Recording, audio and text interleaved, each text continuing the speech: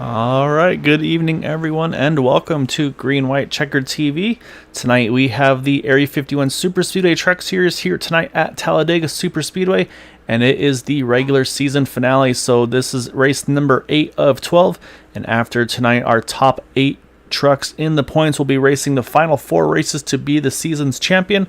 So this is going to be an important one here this evening. Talk about points as always, bonus points, all that kind of stuff. So of course the highest climber, pole position, all those things going to be in play.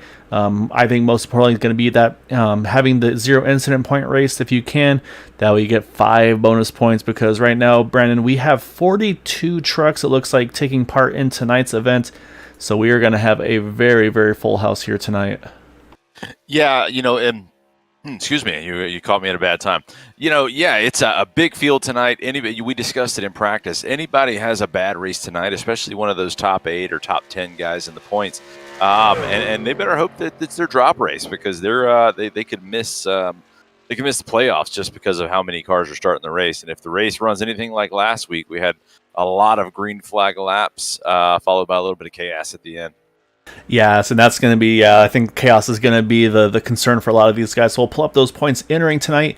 So I feel like our top 2, Sebastian Mayer and Gabe Butler, feeling pretty safe. They got a pretty solid lead on third on back. But I mean, you look at the gap there from third, you've got Dean Wilkinson at 183, then you drop to 8th at 161 for BK Anderson. So basically a 22-point swing from third to 8th. Then you look right behind, though, for BK Anderson, you got Robert Rock is not too far away there, only 3 points, only 4 points difference between them, but still another only 3 points beyond there. And Gaetano as well, not too far behind as well. So really, I think really could be about the top 10, top 12 really vying for that spot. But like I said, the big question mark is going to be those drop races, because there will be, again, that one race drop. So basically you're going to get your best 7 out of 8. And if you've had a bad race already, that might be the one that you're going to stick with, because again, if you have a bad race here tonight, you could finish in the 40s. And unless you've had a race worse than that, this could really hurt you. So I think this is going to be a pretty big one for these guys tonight. Yeah, and you don't have the safety net of the win and you're in this league, so it's all about points. A lot can happen. So I don't think anybody's really safe at this point. Yeah, exactly right. So like I said, I do feel like Sebastian and Gabe probably safe to be where they need to be. However, yeah, I feel like third on back, they still need to have a solid finish. I think that's going to be, they need to kind of do some big picture racing, in my opinion, on that one. The other thing that's going to be coming up tonight, of course, is the race distance summary for tonight. So again, 75 laps, as always, our scheduled race distance, but of course we have those 3 attempts of a green-white checkered finish. We actually saw all 3 come to use last week at this Xfinity Series, so that could come into play here again tonight, which always throws the fuel mileage up in the air for some of these trucks.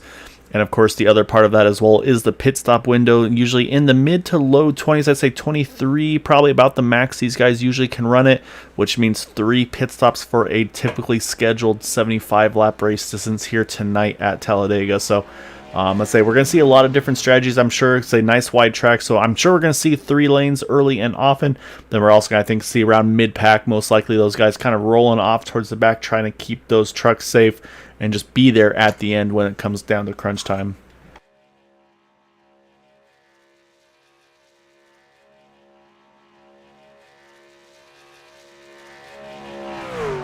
So see, still got a few more trucks here completing qualifying. And again, this is another part too, Brandon, is that I've mentioned before, especially with having the big field, is our pit stalls for tonight, because again, it's going to be based on where you qualify. So if you have that number 1 pit stall, you're probably feeling pretty good. However, if you're starting into the 40s, you're going to have to be ready to be on the brakes, and on the brakes quickly to get onto pit road. You see that orange cone there? That's kind of the commitment cone to get onto pit road. But then that yellow cone just a little further down, and that's the pit speed cone, where you need to be down to 55 miles an hour, I believe it is. However, with these trucks that they have that first pit stall, they're going to be more likely to be down into the 20 mile an hour range, or else they're going to completely overshoot their pit stalls. And if we do have those 42 trucks here, actually looks like we do have a full 43 here now, looking at our timing and scoring. So it looks like if everybody grids here tonight, Brandon, we will have a full 43 truck field here tonight at Talladega. Yeah, we were close to sending someone home there. It's, mentioning the pit stalls there. In my mind, being in that first pit stall is a little bit of a disadvantage. But we talked to a few drivers in practice and after the race last week that prefer it. They think that it gives them the ability to avoid a little bit of trouble on pit road entry, especially as some of these things come together with 10 and 15, 20 cars sometimes. So a lot of different strategies, like you said, and it seems that there's no right or wrong answer. It's just trying to have your truck in place in the right position at the end.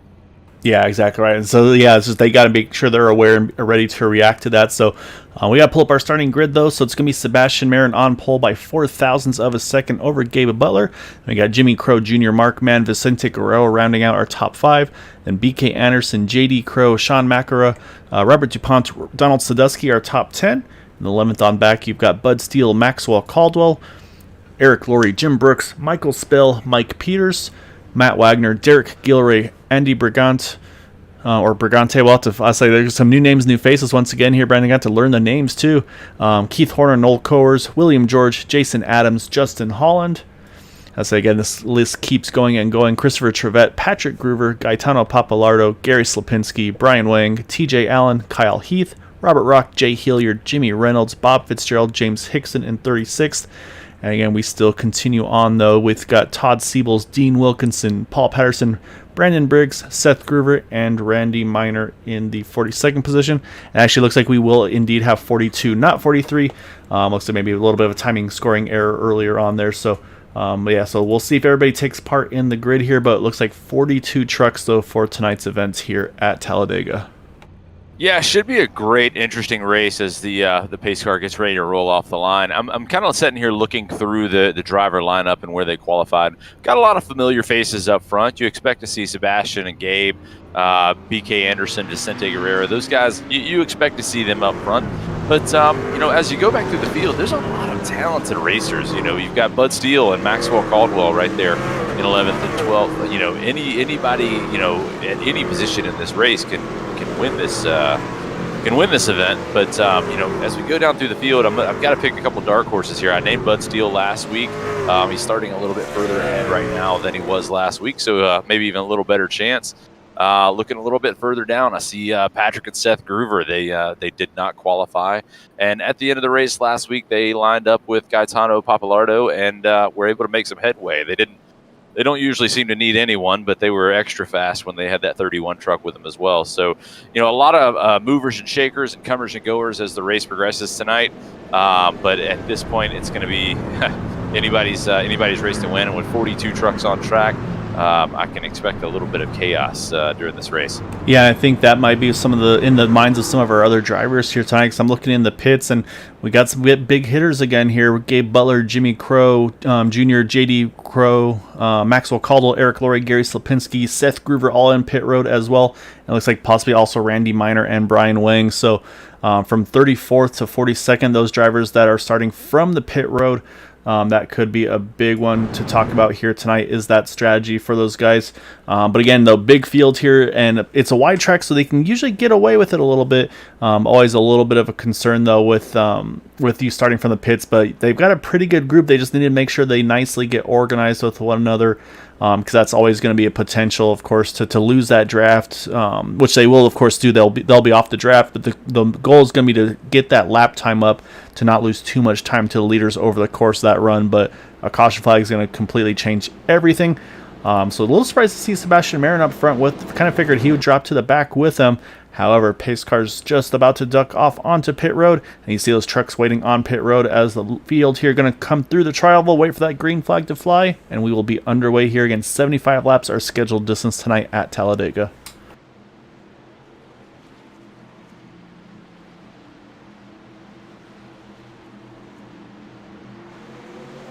All right, green flag is down, and we are away. It's going to be Sebastian Marin leading, Vicente Guerrero on the inside line. We got Mark Mann and BK Anderson on the outside line. So we mentioned BK being right on the edge, if I recall correctly, in the points. So a bonus point could go a very long ways for that number 32 truck. He's in that Hot Wheels truck on that outside line. So we'll definitely be keeping an eye on him in that Toyota. But it's going to be Vicente Guerrero that make the first move to try to lead that outside pack, see if he can sneak a lap lead in there in that number 14. Yeah, a lot of times early on, you see a couple guys, they want to get to the front, lead their lap, and then just drop down to the apron. Vicente Guerrero, no hesitation in showing a little bit of aggression there, and he's made it work for him as the season's progressed. The thing I'm looking at also is something that's a little bit out of the ordinary is the Groover brothers are split up. I talk about them too much, but these brothers are always right there together, and tonight they took two different strategies. So we'll have to see how that plays out for them and how long it takes them to get back together. Yeah, well, it's going to take no time for them to get back together because actually Patrick is completely backing it down to pick his brother up here, Seth. So here they are coming out of turn number 4 here as the field's already into turn number 2 down the backstretch. So they had to drop way back to pick up one another a little further forward here. You see Gabe Butler. He's waiting for some of his help as well with Jimmy Crow Jr., J.D. Crow and company. As saying the other driver that's kind of the last truck in the main draft here is Dean Wilkinson. So we got pretty much the top 32 all together up front, and 33 on back starting to be split up into some separate packs. So I'm a little surprised. Like I said, I kind of expected to see Sebastian Marin kind of do the same strategy with those guys, him drop to the back as well. But again, maybe thinking with that pole position, maybe try to get that early lap lead and get that out of his plate, and then he could then focus on maybe just kind of being safe, be cautious to the end of the race. But right now he's just going to be pushing that number 14 of Vicente Guerrero, it looks like, at the moment. Yeah, one of the positions on track that you have kind of the least amount of freedom at times is that second place on the bottom line. If you're further back, sometimes you can create a little bit of a gap and make a little bit of room to get in another line. But when you're in second place on the bottom line, the top line's right on top of you, and it's just hard to make any progress there. So it may be just biding his time, seeing how this plays out, and hoping that he doesn't have to use that fast repair. Yes, and that's definitely something that we've seen before where we've asked at times, like, okay, who doesn't have a fast repair remaining at the end of these races? So that could definitely be a big part in the outcome of this race is kind of the attrition we see from time to time. Right now, we still got about 24 solid in this main pack. Right now, you got Matt Wagner, James Hickson just on the tail end. Then you got to go back another second or so to Gaetano Papalardo there in the 31. He's got Robert Rock with him. They're about a second off the group in front now. It looks like they're starting to make some gains. Actually, we got some trouble here. I think that was, who was that on the 36 of Justin Holland? Definitely damage to that truck here. Not sure what happened, but you can see the right rear and the side the side of that truck damaged to that 36. However, we do stay green, and it looks like it might be pretty much a solo incident here. I'm going to try to go back and see if I can find what exactly happened to Justin here that kept us under green. However, not what he was looking for in that number 36 truck. Yeah, I do make note that during practice that Justin was asking a few questions and changing some settings on his steering settings and things like that. So hopefully that didn't play in and bite him. Just not completely used to the settings yet, but unfortunate course of events for him. But hopefully he can bounce back. Yeah, actually, no, it just looks like Christopher Trevette got up into the side of him kind of abruptly. They're not sure if it was a miscommunication where he didn't realize he was clear with the spotter and got up into the side of him. But then also Jimmy Reynolds, I think a little involvement there as well. So we'll jump back live, though, because it did split up the field here a little bit. As you can see, unfortunately, that truck of Justin Holland is in pit road now. And it has indeed split the pack here, though, Brandon, because right now we got 23 in this lead pack, Gaetano Papalardo being the last of that pack. And now Robert Rock leading the second pack here, which is about almost 2 seconds off of that 31 truck. So they're going to have to try to reorganize and regroup to get back up there. And then that third group, let's say a little further back here, trying to get back up there is James Hickson, Dean Wilkinson. They're just on the outside looking in here, so they're going to be in a tough position as well. Probably expecting that yellow, but so far staying green. And then those trucks that started from the pits, you got J.D. Crow through Jimmy Crow Jr. here all running together, running pretty solid lap times as well in that 5-truck pack. And then I got to go actually to Gary Slapinski, Brian Wing, a 2-truck draft here, about 10 seconds off of those guys. And then I got to go another 8 seconds or so back to the Groover brothers here. So right now I've got a couple of mix-up packs here, but up front these guys actually staying kind of patient here, staying 2 by 2. Maybe knowing again, say when you get a breakaway like you do, especially this early on, it's really worth if you can to kind of just mind your P's and Q's and try to kind of keep the race between yourselves if you can. Yeah, once you're separated from the other groups, there's no real good reason to try to pass the people around you unless you guys work out some kind of strategy to someone's a better pusher, someone's a better leader. But right now I am a little bit surprised with the sheer number of cars that we have. they've kind of been tame and they're content to run too wide and they're not really squeezing anybody down. But I don't think that'll last very long. But we'll see what happens as people just kind of ride and knock off some laps as we go on. Yeah, I'll say the thing you mentioned though, the kind of the position being the most helpless is exactly where Sebastian Marin is. He is just completely pinned to that inside line. Never gets enough of a push to clear that 57 of Mark Mann on the outside line. And so for him here, he's just kind of stuck right now. He's having to be Sebastian's having to be Vicente's wingman basically on this inside line, as the rest of the field here has been pretty calm here. Haven't really tried to push that third lane.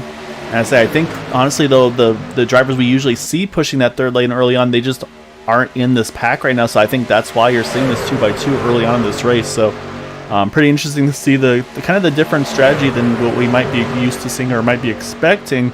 But again, lap times are going to be what I'm watching right now. So it was a 51.61 for our front group there. And actually, as I say that, a big wiggle there from BK Anderson, getting a big push there, trying to catch the truck that was behind him. It was Sean McElroy in that 953. But big wiggle there by BK, and that's really slowed that outside line up. And I think that's the exact opportunity Sebastian Marin most likely is going to be looking for. And yet, as I say that, wasting no time to get up there in that 23 truck. Wants to make sure he can get a lap lead there, and again try to get that bonus point under kind of in his pocket there, and just be able to try to then be able to have some fun towards the end of this race.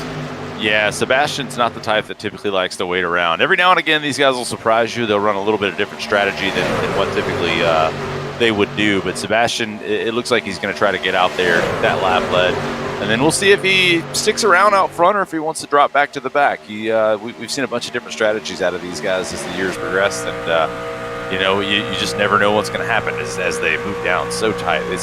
I'm always amazed how these guys know when they're clear to that level. Yeah, I say, and they make it with complete confidence to make those quick, decisive moves to the inside. And I think honestly, it's probably a good call there too. As I've actually talked to Sebastian about that. Because when they do that real gentle move down to the bottom, that truck behind kind of gets lured into making that move with them. And so I think that allowed, when you make a big move like that, they don't really have time to react. And so importantly right there, actually, BK Anderson leads that lap, gives that 32 truck a bonus points. Again, I believe he was 8th in points entering tonight's event. So that's a very crucial point there for that 32 truck, because again, every point's going to matter in this thing. As right now, he led that last lap. Now Sebastian, again, he's on that inside line. We'll see if he can get this lap led in that 23 truck. But right now, like I said, front pack here still staying pretty content here, 2x2. And lap time wise, this lead pack is still a couple tenths quicker than that second pack being led by Robert Rock in that 171. Yeah, I'm starting to kind of watch the cars, 6, 7, 8 rows back, and it looks like we're starting to see a little bit more jockeying. I don't know if that's just a result of the cars changing position up front, or if it's just a result of impatience. But that's not going to help these guys in the draft, and not going to help them maintain that speed. As we see who looks like Sebastian finally got that lap led.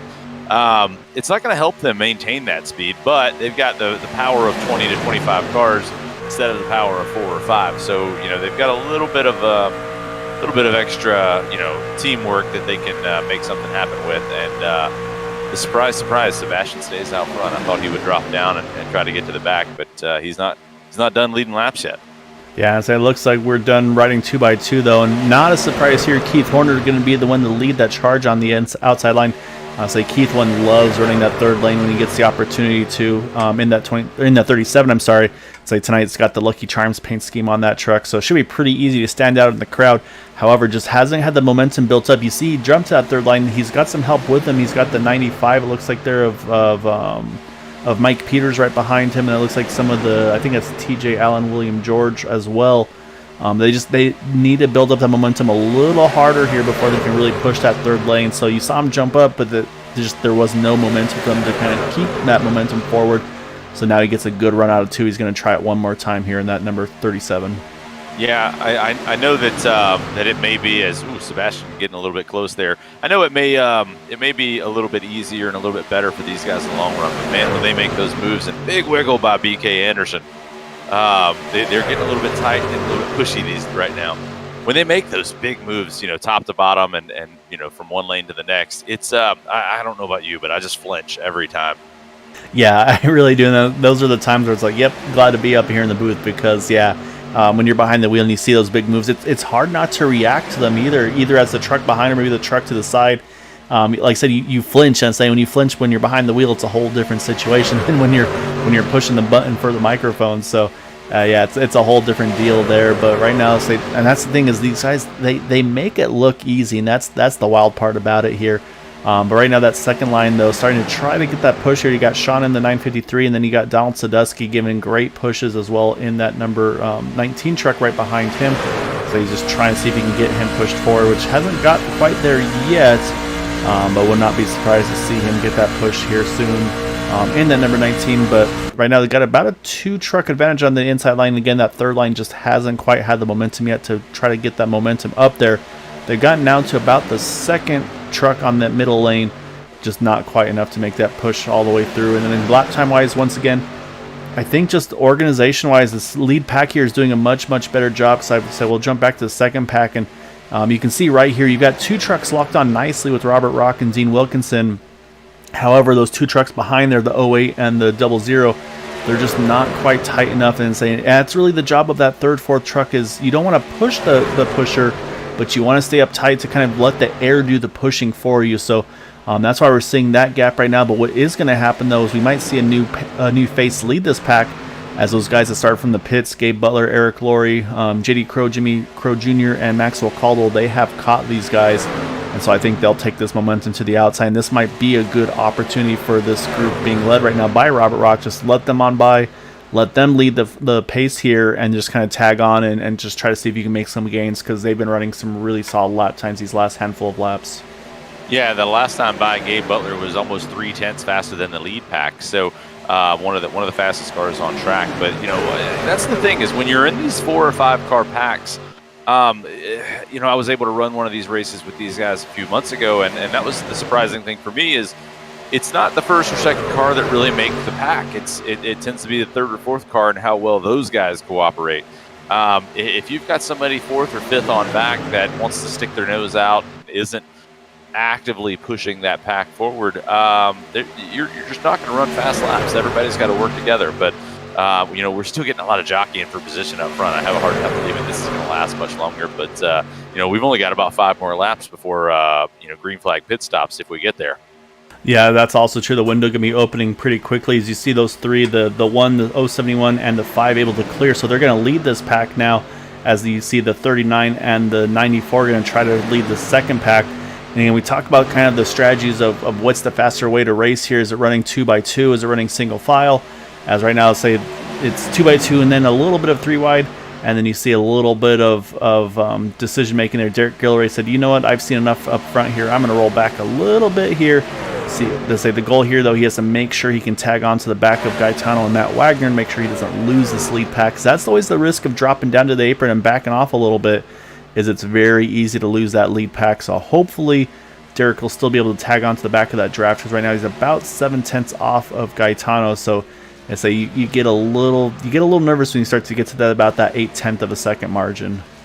Yeah, and if you don't have a little bit of extra help, then it can make you that much more nervous. And these cars tend to build momentum sometimes in an odd way, and it all depends on who's around you. So if you're that last car in line, it doesn't take much to completely lose the air and just not be able to catch up, and that may be what we're getting ready to see with Gaetano there. Yeah, because right now, and I think actually it looks like they just turned the right way. I was watching; it was almost up to 0.8, and now Derek. I think that inside line had a real big checkup, because now Derek is coming with a big head of steam here, so he's going to catch back up to that pack. But it was definitely touch and go there. Actually, as I said, we got a caution out here, and I think it's that second pack. It's going to be Dean Wilkinson and the number 55 involved. I say not sure how bad the damage is. Looks like not too bad as a whole, but that's going to bring the field all back together just before our pit stop window in that number 55. So we're going to go see what exactly happened to Dean here to bring out that yellow. And say again, you just wonder if maybe just a little bit of aggression, these guys trying to push to get towards the front there. So let's go back. Let's try to see what exactly occurred here to bring out this yellow. All right, so we're watching Dean here. He's about that 5th truck in line on the inside lane here. I'll say we'll pick up the speed just a little bit. Oh, actually, well, it didn't take much there to see it. I think it was a bump gone wrong there. I think maybe the 00 and the 08 there. and that just got, let's say Dean was at the wrong place at the wrong time, and actually makes some pretty significant damage to that side, and close call as well for the 45 of Todd Siebel. So this is going to be a tough decision for Dean here, if he needs to take a faster pair or not, or if he's going to be able to get away with it. So we'll take one more look at this once again to try to get a better look at it here and see if we can make sense of exactly how this all occurred. And yeah, it looks like just a bad bump there from the 08 to the 00, or 00 to the 08 here. We'll back it up one last time here. Apologies for keeping on going back and forth, but I want to make sure we can get a good look at it so that those are watching can see it. And actually, we'll go up a little higher here. And yeah, you see the bump right there, just a little off-center there, Brandon. That's what sent that truck into the side of Dean. And at that point, Dean, unfortunately, just along for the ride there. And so, yeah, so a little bit of contact, obviously, with the 08, the 00. And then I'm not sure about the 45, if he's able to avoid contact or not. Looks like, I think maybe gets a little bit of a net code contact there, unfortunately. However, we're going to jump back live here because we got pit stops underway. And I don't think we're going to see any strategies here. Everybody's going to be coming in, taking fuel. Tires are going to be the question mark. But that being said, though, that's going to allow us to keep, I believe, 39 drivers back on the lead lap here. Well, and one thing this could do, actually, is the timing of this pit stop is a little bit off sequence. Not a lot, a little bit early. What this is going to do is if we assume that these guys can run about 20 laps, it's going to put them really close there at the end of the race if we go green the rest of the way. So you may see some of these guys come down with one to go and maybe just top off again. But this we were getting close to. We were kind of in the pit window, but it was still a little bit early. So we'll see how that plays out down the line. Yeah, that is a really good point because, yeah, this caution comes out at lap. They all pit here at lap number 19. They could have gone, like I said, probably another about 3, maybe 4 more laps. So, so I have to do a little bit of backwards math. So I think at this point it still puts them in a 2-stop window to the end, but I think does make it a little bit tighter. So I'm going to try to do some quick numbers on this to see where we're at here. So basically we're going to restart with just about 55 to go. Maybe even 54 to go, I believe, at the line. So that's a really good point, though, Brandon. This could put things in a bit of a tight spot. I have one useful moment per day. That was mine. So we'll see how this plays out, though. Honestly, it may just be a non-issue with the number of cars that we've got, and now they're all back together. So hopefully we don't see another caution really quickly. But with the number of cars that are going to come back together all of a sudden, it'll be interesting to see if that patience has worn thin.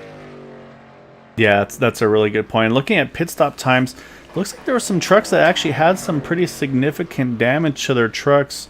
So I was saying, I'm looking at pit stops. I mean, obviously Dean Wilkinson, we knew that coming in. He had about a minute stop. However, Jimmy Crow Jr. was in pit road for about a minute 15. Not sure if that's by strategy or if there's damage repairs to that 39 truck. Bob Fitzgerald, a minute 12, we saw his involvement, unfortunately, in that incident as well. And then Matt Wagner, about a minute 30. I said the truck looks clean, so I'm thinking this might be a strategy, these guys just staying towards the back.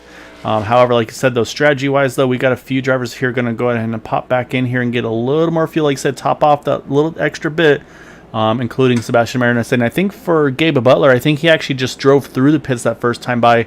That way, kind of his game plan all along here is to just pit that second time around. So, and it looks like you're going to have a big group of those guys that were working together early, even starting from the pits there. So I see Sebastian now with Gabe and JD, Maxwell Caldwell still in that group as well, Eric Laurie. So I think that's the strategy for these guys. They want to stay together towards the back of this field and just try to keep these things in one piece until we get to that crunch time.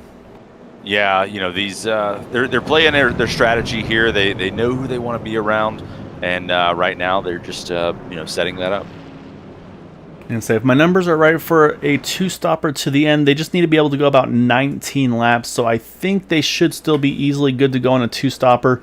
It's just the question mark will be, I think it does get rid of a little bit of strategy where maybe if you run it long, those first 2 stops, do a real short fill on that 3rd stop. At this point now, these drivers are going to have to kind of split them pretty evenly here. I don't think there's going to be any real strategies on that final pit stop, but what we are going to have, though, with all those drivers topping off on the one to go, is we're going to have a pretty long line of single file trucks on this restart. And then also, do need to mention, we saw that one truck running around the outside of the field to get back, I believe, onto the lead lap there. So I'm trying to get, I believe that was, yeah, it was Justin Holland in the 36 truck. So a good break for him to get back into the thick of things here as well. As he was one of those ones that was unfortunately involved in that incident, but now back in the running here in that 36.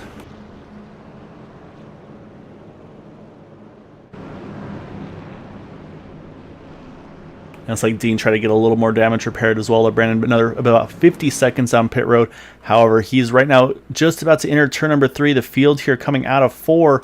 And I think this is where Daytona versus Talladega may actually save Dean Wilkinson, because he now should be able to catch the back of the field. I'll keep an eye on him in relation to the field, as it's going to be that number 32 of BK Anderson going to lead the field here back to green.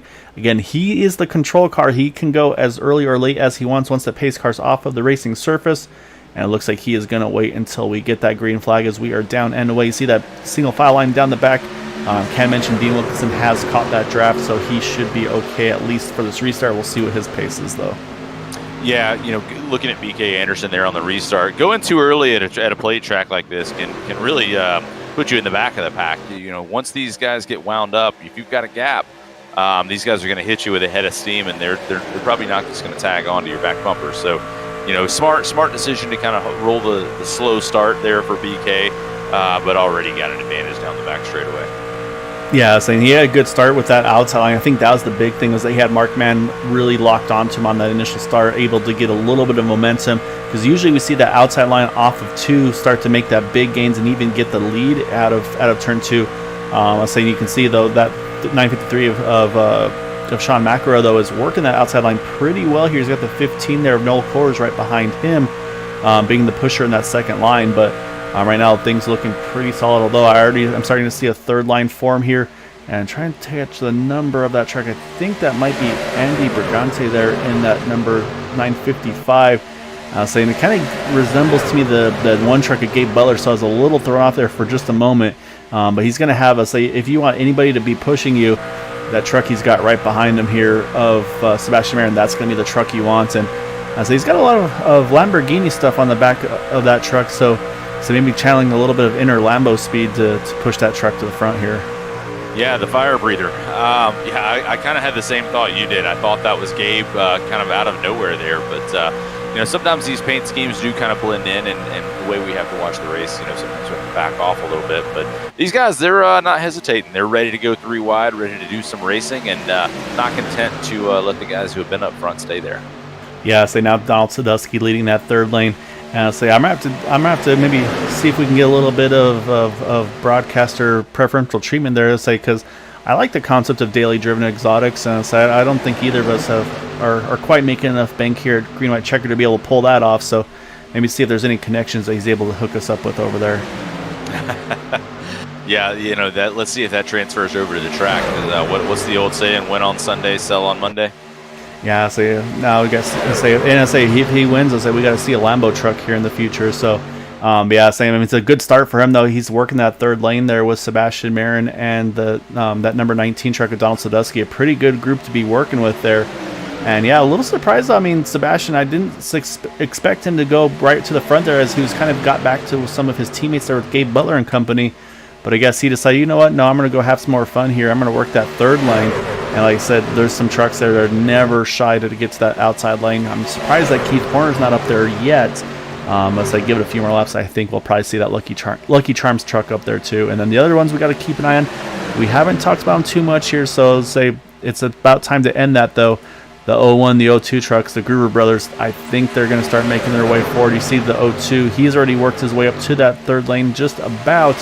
I think he's probably waiting for Patrick here to join the party, because it looks like Patrick and Eric Laurie working together here to charge a little bit further forward as well. Yeah, I'm almost wondering if they had a falling out at Sunday dinner or something. Usually these guys are just locked nose to tail, but tonight I don't think they've been together at all. So as Patrick pushes Eric Laurie up toward the front, but it's going to be interesting to see the way they come back together if they do work together. But right now, up front, they are 3 wide, and a few laps ago, I thought we were going to see Sebastian Marin's night end on the bumper of that 19 car. Yeah, so that's the risk versus reward. How hard you push, it gets you further forward, but I'd say sometimes just a little bit off-center makes a big difference. You see there, Sebastian though makes a huge move again, the elevator top to bottom, as he's going to jump to the inside lane. But you see that big move, though. It really shook up that second lane, or sorry, the third lane. But man, a big move there also by the 02 of Seth Groover there to sneak just in between that 15 and the 14 trucks. Somehow found his way down to the middle there. And just as his brother got to that outside line too, I see now the 01 has worked his way to that third lane. But we stay under green here, and they stay separated though. Yeah, the pack is kind of getting jumbled right now as we've got a lap car on the inside line. But every now and again I keep flinching because I'll see some severe motion a little bit further back in the pack. These guys, they just kind of roll with it and just swallow up that little bit of inconsistency and just keep moving on to the next lap. Yeah, so that truck you saw on the inside, that was Dean Wilkinson. He tried, I think, to go as far as he could, but wound up having to take that faster pair of Brandon. So unfortunately for Dean, that puts him one lap down in that 55 truck, and he was one of our championship contenders. He is, a little bobble there off of 4 there by the 32.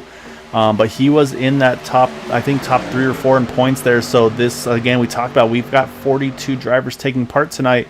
Right now he is showing in 39th position, so he's going to need some breaks to get back into the thick of this. So again, you never know what that drop week where it could end him up overall, but you never want to have that final race be that bad race for you because you just don't know how bad it could hurt you. Yeah, you really don't. But at this point in the game, we're still not even halfway yet. So a lot of things can happen. If he just kind of maintains his position, and if he has taken that faster pair, maybe he's going to be up to speed and work his way toward the front, and maybe get that lucky dog in what looks like inevitable action coming in the future. Yeah, so definitely does have that feel when they run as tight as they are 3x3, because that third lane starting to pick up a little bit of steam. Looks like about 5 trucks starting to try to get assembled here. I'm surprised there that the 02 Seth Groover didn't hop in front of his brother in the 01 there, as the 01 starting to take that momentum to that outside line. And I mentioned a little earlier, wouldn't be surprised to see Keith Horner up there. Yeah, he was listening, I think, because he's hopped up there as well. And now he's pushing that third lane, trying to get them to the front right now. They've lined up with that second row next to Noel Coers. Now they're going to try to make that big charge. They get a great run here off of turn number 2. And it looks like Patrick Gruber's going to get his nose out to the front here as they come to turn number 3. As we also see Seth move up to that third line, right as you mentioned, Patrick. I was about to say, if we end up with these guys, either of the brothers there at the in post-race interviews, I'm going to have to ask them what's going on, because completely different strategy than what we usually see. Usually, what one does, the other does as well, and it usually brings them right to the front every time. So the fact that it's taken those guys 28, almost 29 laps here to make it up into the top of the field is a little bit surprising, but just goes to show you how well they work together typically, and what effect that can have when they separate. Yeah, exactly right. I say that those two. I say if there's a stronger duo, I don't know if I've seen it before or seen it with these guys in this league, because we've seen strong teams for sure. But I think probably one of the most potent duos in Area 51 that I've seen over the course of my seasons here. But right now, like I said, Keith Horner kind of in the middle of that sandwich right now. But like I said, Keith is definitely not one to shy away from that third lane, and he's doing a great job working with these guys here as well. And so you can see that third lane, it's really starting to pick up steam. You got the 17 tagged on there as well, along with that 955. And so you can see the little separation after that fourth truck in the middle lane, and that's what it really allows that third lane to form. Let's say the tighter they are on the inside, that helps their chances. But right now, that outside line looks pretty well organized here all the way through. It really does. Yeah, I've got kind of a internal strategy in my mind that if I want to get to the front, I find that Mario or that Yoshi truck. They just tend to work their way there. But right now, I'm seeing a little bit of an accordion in the bottom line, which you're a little bit more prone to have, which is allowing the second and third lanes to really stick in there. So the interesting thing to me is how well the second and third lanes, even with fewer trucks, can maintain that momentum, to stay there and sometimes even gain on the top line and get out there and lead. Yeah, I think you're exactly right. It is kind of the accordion checkups you'll see on that inside line, because again, you're running the shorter distance, yes, but you're having to put a little extra wheel into those trucks to hold that inside line, and it just allows things to stack up a little bit. But the other thing that does though is if you're about 4 or 5 trucks deep here, you're in prime fuel save position here. If you're who's at the 95 of Mike Peters, the 07 of Robert DuPont, 51 of Jim Brooks, you're in a really good fuel saving position here, because you're just kind of letting them kind of tow you along almost, and then having to lift every so often when you do get those big checkups, and obviously every so often you can back things down, you're going to save a little extra fuel. And I say we're getting some good insight here though from YouTube though, Brandon. I say so we got actually one stuck up against the wall. It's the 46 truck there. I'm trying to find him. I'm like Derek Gilray. Looks like he gets off though, and it looks like everybody's able to sneak by cleanly. So I say Derek should be able to tag back onto the draft. You can see that right side a little pancaked, but should be okay here, and I think he'll be able to continue on without too much trouble. Yeah, we're watching these things. They kind of come and go here, and it's just inevitable. At some point, someone's going to make a wrong move. Whereas we saw Derek Gilray a few laps ago, BK Anderson there in second. I don't know what he's trying to do, but he's just in a position that I don't think he's got a choice. I think he's just being pushed into that position. But man, he came through the tri-oval a lap and a half ago, and he was all kinds of sideways. So great piece of driving by that 32 truck. Hopefully he can take a breath there for a few laps and not have that action again. Yeah, and that's the thing is that inside line. And we'll hop on board here and watch, but the thing is, it looks all nice and easy, but really this inside line at Talladega, it's very bumpy through that very center portion of the tri-oval, so it really makes that inside line just that much more challenging. And of course, like I said, you look here and we're watching on board here. Like I said, you always hope that the truck in front of you that you're stuck with for long amounts of time that's going to be a sponsor you like. So say for BK here, probably going to be having dreams about Mobil 1 tonight, as that's probably about all he's going to see for another 10-15 laps at this point, it's looking like. So it's kind of the same. It was the same spot that Sebastian Marin was in earlier when he was kind of pinned to that inside line as well. So kind of the shoe on the other foot here now for that 32 truck. So, but yeah. So like I said, he doesn't have an opportunity to get to the outside line as of yet. But I do need to mention though, all is well on the Groover camp. I believe there's no separate meals or anything like that. So everything's okay there. Sounds like a computer issue for Seth earlier on. So. Able to get back on track, so I think that's what cost him A, the qualifying opportunity, and then B, having to start from the pits as well. So just good to be able to get back into the race in general, I think, and of course that caution bringing him right into the thick of things. So right now he's sitting just outside the top 10 in that O2 truck, but like I said, kind of got Keith Horner the meat in that Groover sandwich at the moment here. Yeah, that's good to know. Yeah, we don't want to see the probably the most potent duo in this series to be split up in any way, because they're epically good drivers, both of them. I don't know that one's any better than the other, because working together, they're always together. They're always at the front. So good information there. But man, you mentioned a few laps ago fuel saving and things like that. Fuel saving, I guess, in a way, is kind of a catch-22 in this series as well, because you've got to go with your dance partner. So if you are able to save, as we got a lap car coming up here, they drop down to the apron. If you're able to save a little bit of fuel, but the guy that you want to pit with and want to draft with isn't, then you're coming down without him, and that can end disastrously for you in the long run. Yeah, that's exactly right, and that's where I actually go straight to Sebastian Marin on that. Used to see him work with the Gabe Butlers and Eric Lories and company. But right now, I say he's kind of in his own little area, because right now, again, he's in this lead pack here. Eric Lorie is one of the first of those drivers further on back here, but he's in 22nd right now, just kind of cruising on that inside lane. Then you got to go even further back for Maxwell Caldwell, Gary Slipinski, Gabe Butler, JD Crone company. So, and we've seen it from the get-go too. He started up front there from pole position, stayed up front. And then those guys on back went ahead and started from pit road. So everybody's been on a bit of a different strategy. As you see, while we went to go look at that, we had a big shuffle up on the outside line. You got now Donald Sadusky leading that third lane, and now the Groover brothers, they have gotten back together here. So I'll say we'll watch that third lane as a little bobble there. I'm not sure if that was the 95 maybe trying to get to the top there of Mike Peters. But if he was, that hole's already gone, because that 19 is on his way.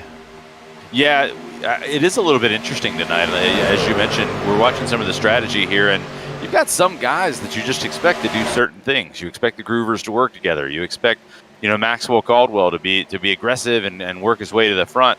But it seems like the strategy is a little different for everyone tonight. I don't know if it's everybody playing the points a little differently. Some of these guys maybe given a little more room. Some of these guys maybe being a little more aggressive. But it does have a different feel as the race progresses tonight. Yeah, I think it is. I think it's the playoff cutoff. These drivers know how important every point could be, so you don't want to get caught in a wreck until it's really time to kind of go for it all. So, and of course, like I said, keep that fast repair in your back pocket in case when you make that big move at the end, if you get caught in something, it's like, okay, well, let me kind of take my mulligan and get back after it. So, however, as you saw though, there Donald able to get to that middle lane. And so now you see who's finally been able to get together here on that outside line, the 01 and the 02 leading that outside pack. And they've got that 95 of Mike Peters able to tag on with them as well. And I think we saw earlier, I think Mike wanted to get to that top, just wasn't able to there that lap or two ago. Now he's able to do so as that third truck in that lane. I'll say this is where he has to be careful though too, because I feel like the 01, the 02, they probably don't have much alliance with him. So if they can clear that middle inside lanes, they'll probably drop down, and he may be the one that kind of gets hung out holding the bill. Yeah, but at the same time, you go where the fast cars are, so you can't create a relationship until you help somebody out a little bit. So maybe the Groovers will see that little favor and repay it later on in the race. Yeah, so right now you got 4 on the outside. Looks like you've got about 6, if I'm not mistaken. Looks like, yeah, about 6 on the middle lane. However, again, the separation is the big thing. I'm watching Vicente. He's leaving about a truck width on that to the truck in front of him there of Noel Coers. And so, again, I think that's what's kind of keeping these guys 2x2 at the moment. We're not seeing that big push from those middle and outside lanes, I think, because of that separation. I said the front 2 trucks have definitely been staying pretty committed, locked onto one another. As you actually saw Sebastian there pushing that 19 into turn number 1, I should say. But yeah, just haven't gotten that overall push here as we just crossed the halfway point here, Brendan. Again, these guys pitted at lap 18, 19 under that caution. We're at 39 right now, so this is about time. And then say, it looks like we have a few drivers opting to pit early. Jimmy Crow Jr., James Hickson, Todd Siebel's all coming in together. This is going to be, as you see there goes Patrick Sable get to the middle here. These guys are going to start thinking about pit stops very soon, I think. Yeah, and that was something you read my mind, really. Usually with 4 or 5 to go in the run, that's when you usually start seeing, as we see a couple cars drop off, you usually start seeing people jockey to get down to that bottom line and try to get in position for their pit stop. But this time by, we've still got a lot of cars. They're starting to work their way down, but doesn't have the urgency that you usually see to get back into single file. Yeah, I think we just are starting to see it now. It's really broken up on the outside. You see the Groovers, they found their way to the middle. Donald Sadusky, he's actually, again, kind of try to find the right time and place to get to the front. And I think Donald's done exactly that. As now he's leading that inside line here just as the pit window is starting to open up. And again, opens and honestly closes probably pretty quickly. So I suspect we're going to see some drivers hit pit road this time.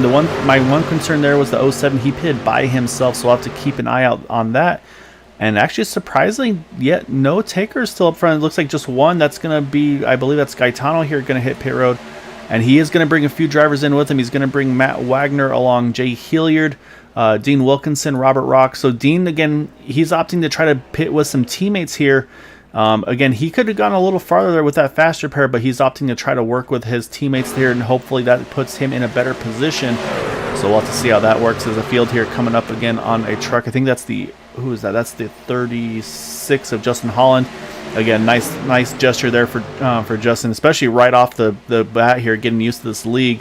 And here come the Groovers. Look at this, there, Brandon. They're jumping all the way to the back. It looks like they just were not able to find the hole to drop in for a pit stop. Yeah, they're probably being pretty aggressive because they worked their way. They pushed really hard to get up to the front, and kind of surprisingly, as we see him come in this time, I was a little bit surprised they waited that long, honestly. Yeah, this is always a dangerous spot right there. There's the contact between the brothers because that's the number 1 pit stall. That was the 02's concern. Now it's kind of my concern as well. So you see he's still trying to get lined up with his pit board, and this is going to cost him a ton of time. That's the concern when you got about, looks like almost 15, 20 trucks hitting pit road. However, the group that stayed out here, they're a little spread out here. You got Jim Brooks now leading with Kyle Heath behind him, but then you could see the separation for the just for a moment there with Michael Swell, Jason Adams, Bud Steele. So these guys going for the long haul here, trying to do that overcut, if you will, for those that are familiar with kind of maybe trying to pit later than the other competition, try to get a better pit entry and exit. And I think we're going to see that next batch of trucks all hit pit road together here, and indeed we do. And so far, it looks pretty well organized. Everybody looks like they're staying off of each other well enough. But again, now here's the big question mark, is getting into these pit stalls. And you can see everybody starting to try to find their dancing partners, who's pitted where with one another. Let's say it looks like Maxwell had to really back off to allow all that to happen. So now we got to see our pit stop cycles up front. It looks like Sebastian Marin, he's won the race off pit road. He's got Mark Mann, BK Anderson, and Donald Sadusky, and they've got just about a 1.8 second lead over Noel Coers, and they're still getting organized. So this could be a very good opportunity for these four to try to break away from the second pack behind them. So going back though to the pit road entry there that last time by watching Seth and Patrick there on the pit road, Patrick made some pretty solid contact with the rear bumper of Seth's car, and judging by the nose, it looks like he took that faster pair. So we've got to be a little bit concerned for Patrick there near the end of the race. If we do have a little bit of extracurricular activities and a few other cautions, if he needs that faster pair, it looks like he may have already used that. Yeah, that's always a danger. But yeah, I mean, I think nose damage is always the big concern. But right now, though, I'm going to say job done here for these top four, though. They have broken away now about 1.9 seconds now over Michael Spell in the 88 truck. He's got a good pack here. I mean, it's a big pack right now, so you can see it's going to be about, looks like 20-plus trucks once everybody gets organized together here.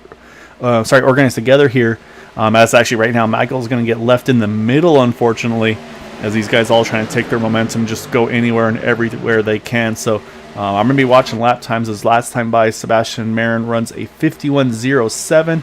Vicente leading that second pack a 50.96, so about a tenth of a second quicker for that 14 truck. But he's running the third lane on the outside line. These guys will have to get organized here sooner than later, Brandon. So I don't think 3x3 is going to be the way for them to catch this pack here. It's honestly just going to put them into harm's way. Yeah, I agree. But right now up front, what I think we're going to see is we've got some fresh faces leading this group. So Vicente is about the only one that's been up there tonight. So and that was early on in the race. So I think right now everybody's still jockeying for position. Everybody's still trying to figure out what they can get out of it. And now that we're past halfway, the intensity is going to ratchet up a little bit. So we should have at least one more green flag. Well, hopefully green flag stop left, but. Anything can happen at this point, and right now these guys are not going to be patient anymore. Yeah, I definitely will see the aggression ramp up, and lap time wise, again, Gaetano 51.04 to 51.35. So say when you got four trucks, it's probably usually a losing battle when you got a pack like you do here from 5th all the way back to looks like 26th right now. There's only so much you can do. But like you said, though, unfortunately, the contact between the Groovers there on that pit road entry, that's dropped them off this pack right now. They're sitting about, I think, the third pack in line. And as these drivers come out of turn number 4, they're just entering turn number 3. So there's a solid bit back here. And we got Gary Slapinski here hitting pit road. Not sure if this is a pit penalty or what's going on for that 78 truck, but unfortunately for Gary, was in a really good position there in that 78 truck, but he's having to hit pit road as well. And then, of course, we got to start thinking about that Lucky Dog battle. I believe right now still sitting on Dean Wilkinson's shoulder in that 45. But, man, they're starting to get a little wiggly up front here. Still Gaetano leading them and saying they have the pack here. They've easily caught them now. The question is, do they just roll back and stay in line, or are they going to try to take this momentum straight to the front?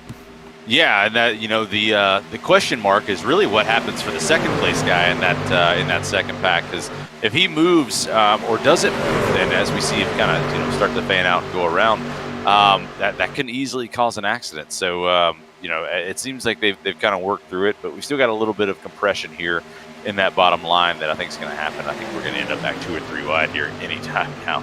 Yeah, that was a big decision there by Donald Sadusky. He had to decide there, and you can see he was definitely hinting. He's like, I want to be the one to lead this momentum.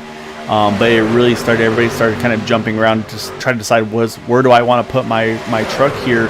And so Gaetano went with him. But yeah, we saw Gabe go from the middle to the bottom there. Eric Laurie, he stayed up top, but it's separated the field a little bit. So now we've got 19 trucks all tagged on here. Then you got to go back to the number. Who's at the number 17 and Jimmy Reynolds. He's right now just on the outside here, just about a second out here. So he's going to need to get some help from behind. I think that's the 171 of Robert Rock. Actually, I think maybe some nose damage if I saw correctly on that 17. So yeah, they need to get around him quickly. Yeah, definitely some nose and right front damage. So this could be a tough position here. They're going to have to work very hard here to try to tag back onto this pack here.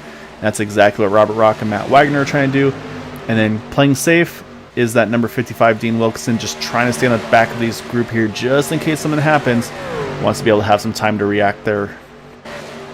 Yeah, and I'm kind of looking at the front of the line here too as well. I don't know if you noticed it, but Eric Laurie having a little bit of technical issue. A little bit of blink, a split second there of in and out for a few. It seems to have resolved itself as we have a really tight move for the lead there.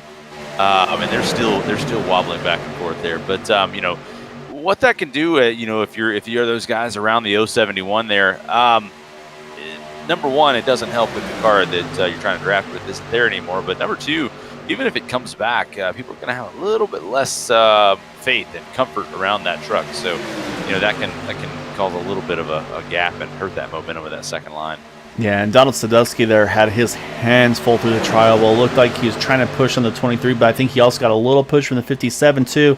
And that truck was wobbling back and forth, him just trying to keep that thing in one piece. However, he does so, and I say he's going to take no hesitation there. He's going to jump to that outside line. He wants to lead this race once again in that 19. He's going to have Gaetano be able to be his pusher. But here comes a potential wrench into Dean Wilkinson's hands here, I believe, which is Gary Slapinski. I believe Gary actually 2 down now with that penalty, unfortunately. So actually right now for Dean here, his next competition is going to be not too far away. It's going to be James Hickson. Right now working with Jimmy Crow Jr. So he's going to have 2 trucks working together here that are on the edge of going a lap down. So that's going to be a tough position for Dean here. He's going to have to decide if he wants to play it safe, or if he's going to need to start making some moves to get towards the front so he can try to be that first truck one down. Yeah, as the race progresses, if you're in the trying to get that lucky dog spot, at some point you've got to make some moves. You got to be aggressive and you got to kind of work your way up toward the front just to protect yourself. But going back to the 19 there of Donald Sadowski a few laps ago, I think as much motion as he had there and as much pushing and shoving as he was receiving, I think he thought he was at Eldora instead of Talladega. He was getting so much from him. So I'm not surprised to see him jump to the outside line and kind of control his own destiny out there. Yeah, and that's the thing too, is I think that, like you said, that kind of the accordion you'll see on the inside line, like you said, that kind of that backs up and it starts squeezing people together. The outside line, you really don't get that as bad, and so like I said, when he was in that tough spot there between those 2 trucks, it really put him in a really difficult situation. So one thing I do need to mention, though, once again, as we're watching right now off the back of that 23 of Sebastian Marin, is as you see the field here catching those trucks right now to put them a lap down.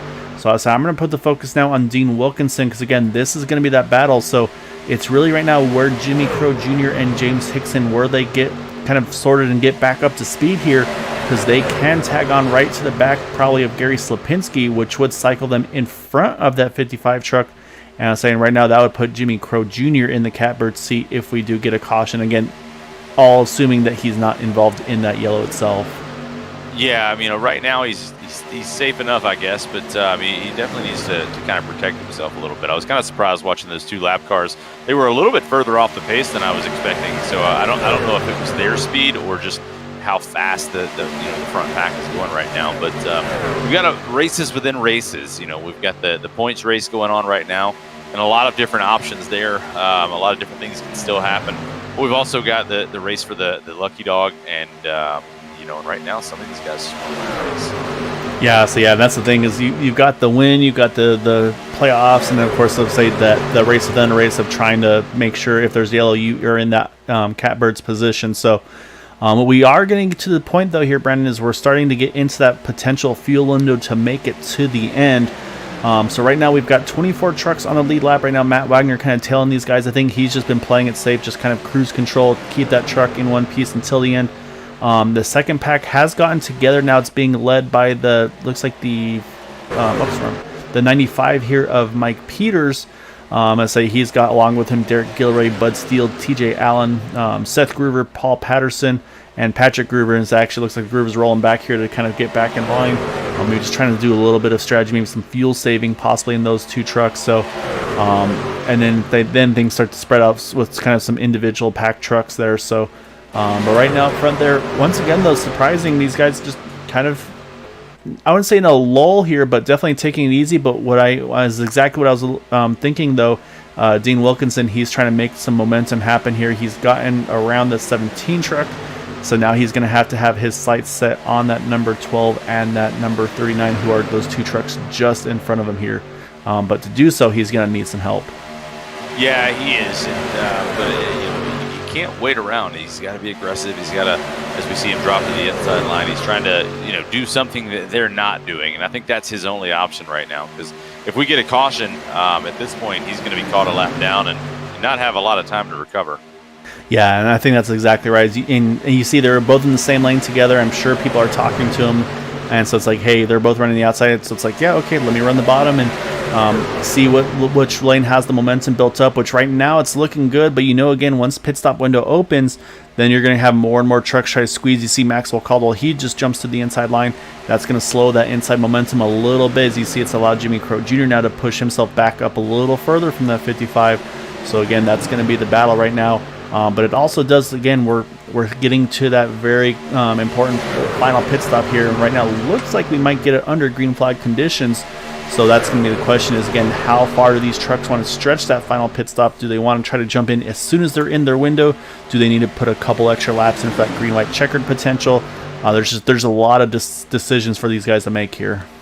Yeah, I mean, if it were me personally, I think at this point I want to get as much fuel as possible. I want to have as many people as I can pitting with me, but at the same time, that brings its own perils as well. But my main concern right now would be that you pit a little bit early and then you don't have enough for that green-white checkered. The number of cars we've got right now, it's going to be tough to make it all the way there without one more caution.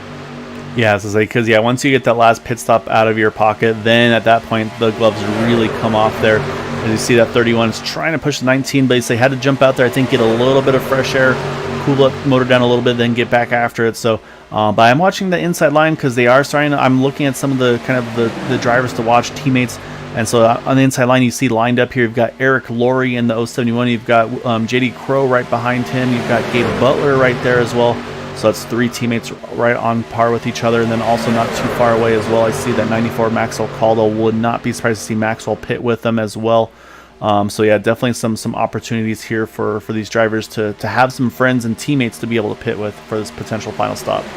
Yeah, I'm keeping an eye on the 31 truck as well. I've seen him. He's popping his nose out, but he seems to be popping it out, way out there. So I don't know if that's a strategy call or if he's just trying to get those temps down a little bit. But as much as he's doing it, I'm worried about those temperatures. And I don't know how these guys keep these engines cool to begin with. That just shows how intelligent and how good these guys are as a whole, that they can keep these engines underneath them.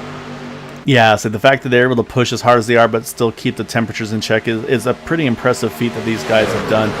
Every so often you'll see someone slip up just a tiny bit and they'll get a little bit too hot. And I think that's exactly what that 31 is doing once again, is just trying to keep that truck as cool as possible.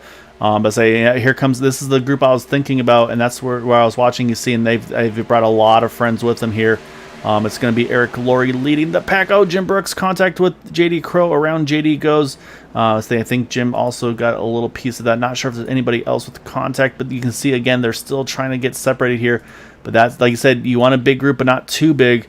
And unfortunately, JD on the receiving end of just guys getting a little bit too clustered with each other. Yeah, that seems to be the dangers of pit road, but it looked like Jim may have just kind of overshot the entry a little bit, or everybody else was a little bit easier on it. But that contact, that's a heartbreaker for JD. He had done a good job at just kind of maintaining position, being in the right place at the right time. And he's going to need a little bit of extra good luck here to be in position at the end.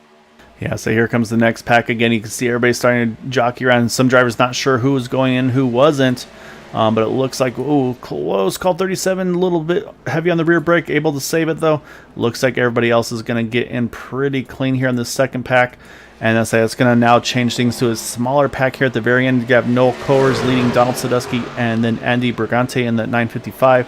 And also Dean Wilkinson, he's tagged on to these guys. So at the moment, he's sitting that first truck one down. And here's also a thing here. Look at the playoff picture.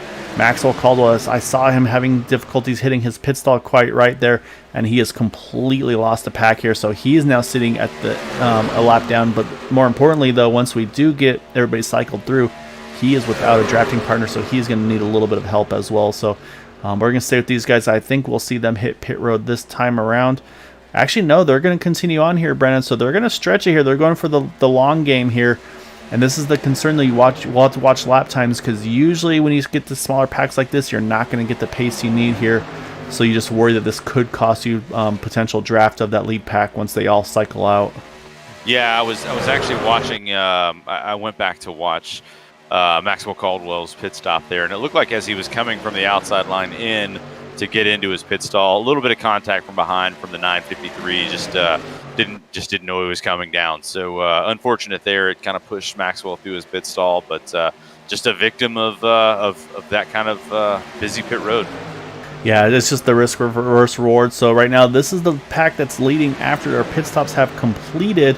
Right now, it's Gabe Butler with Brian Wang. Eric Laurie, as I say, that contact between Mark Mann and 31, this is going to probably bring out the yellow. And indeed it does. So this is going to change everything here, Brennan.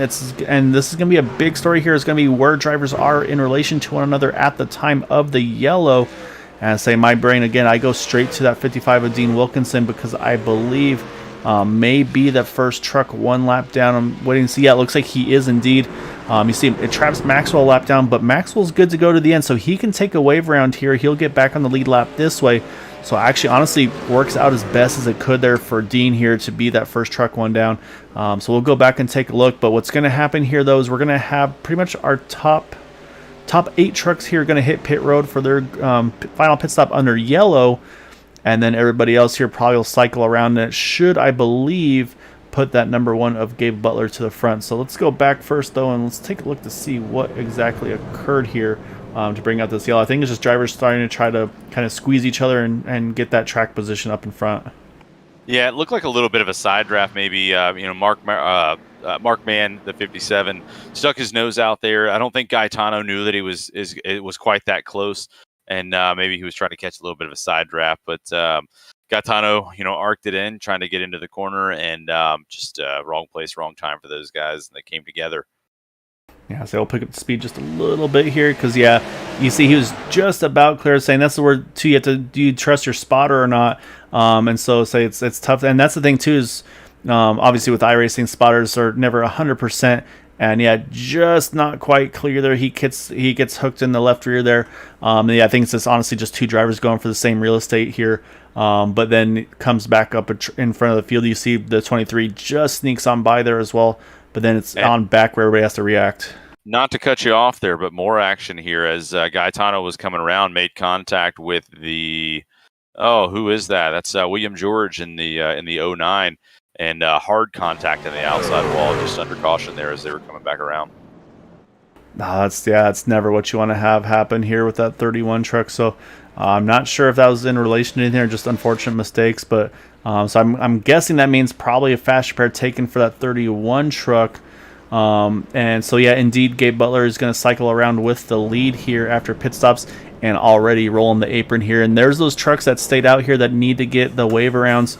Going to be Maxwell Caldwell there in that number 94, Sean Makara in the 953, Todd Siebels, and James Hickson. Actually, no, I think James is behind those guys. So actually, I think it's going to be Todd Siebels.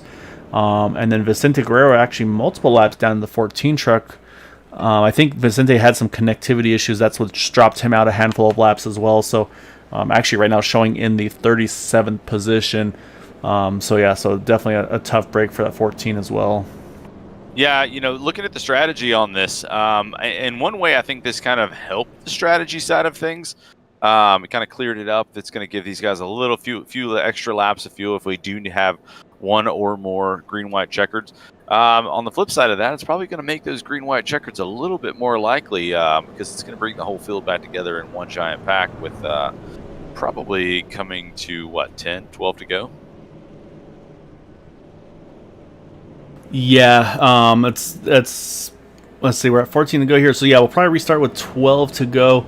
So my assumption here is those that pitted under yellow, it looks like the first of those is going to be, I believe, Donald Sadusky.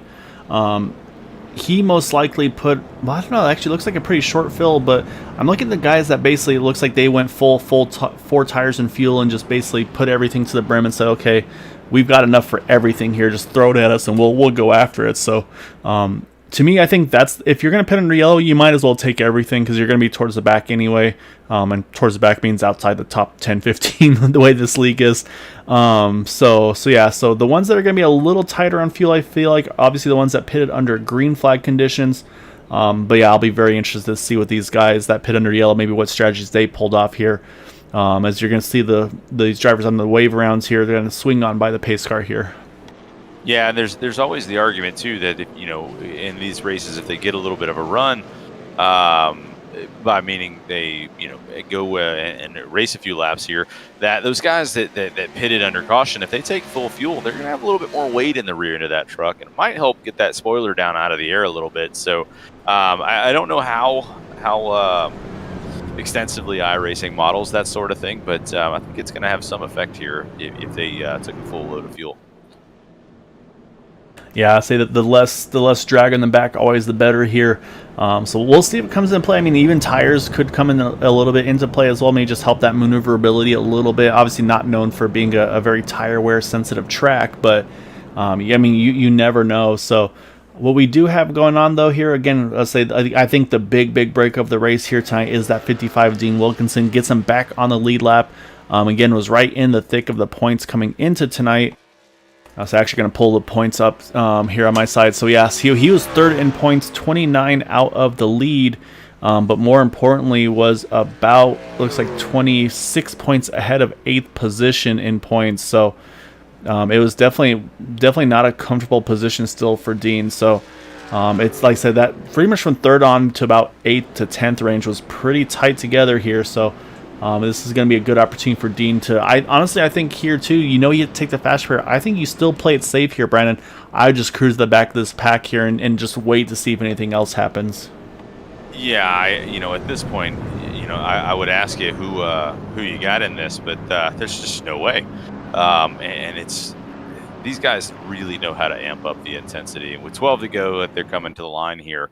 I would have a hard time believing these guys are going to make it all the way to the finish.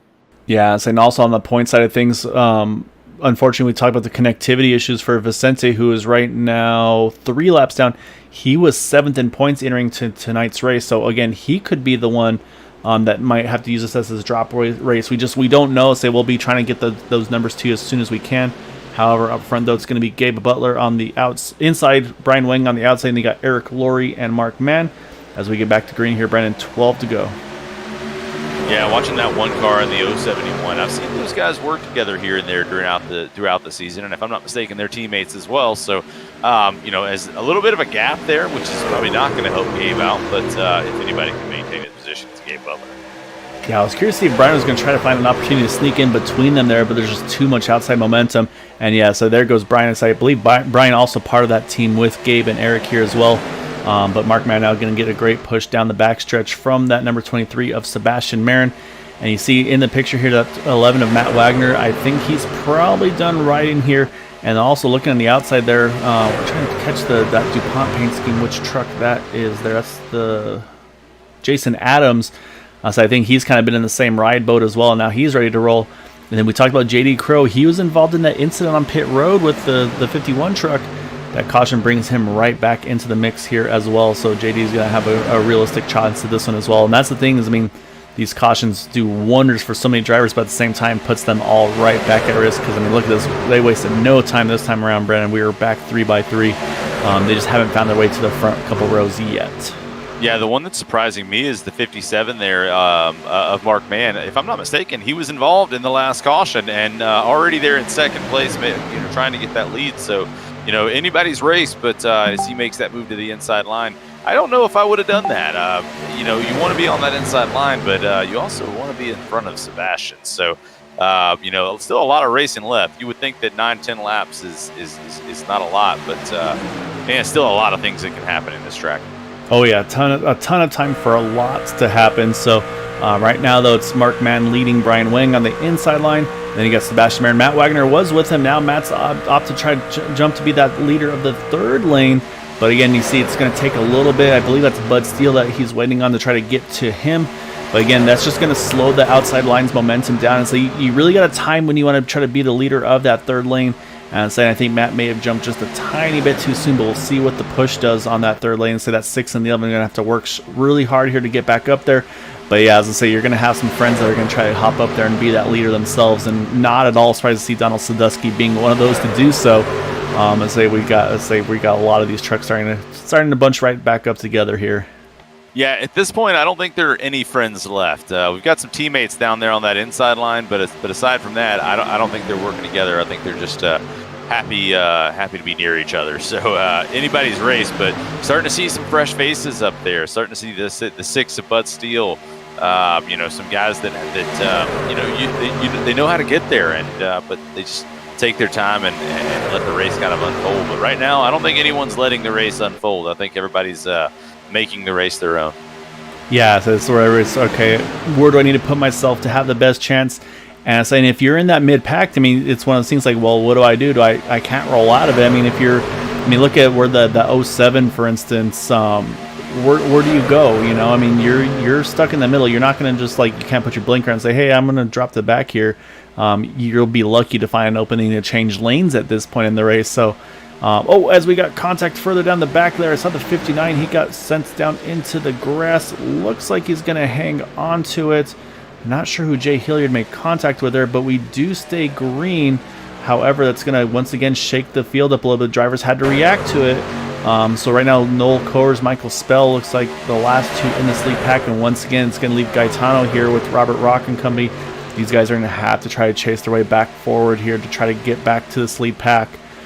So not what they're looking for, but when we talked about this before though, Brandon, honestly maybe puts them in a safe position where maybe they stay out of this potential wreck here as we're 3x3 now. It looks like about 6-7 trucks deep.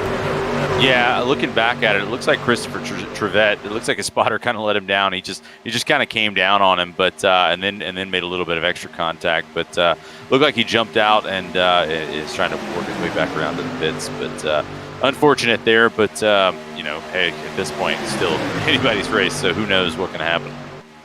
Yeah, exactly, Ryan. So the other thing, of course, to talk about is going to be those lucky dog battles. And I was mentioning Robert DuPont, actually, and the reason why I think why he's in the thick of this right now, he is in that lucky dog position at the moment in that 07 truck, but then you got to try to find Mike Peters somewhere in this gaggle in that 95 truck.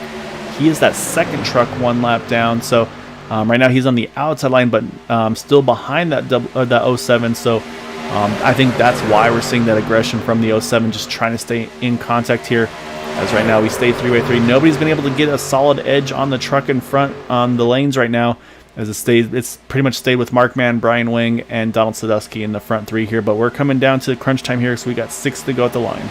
Yeah, really aggressive pushing on the outside line there. And I think sometimes what happens too is when the second line gets a little bit jumbled up, the outside line can't really side draft and can't really take advantage of that momentum. So it kind of hurts them as well. But they're not waiting around. They're still trying to push as much as they can. Bud right there in third place on the outside line is pushing just as hard as anyone.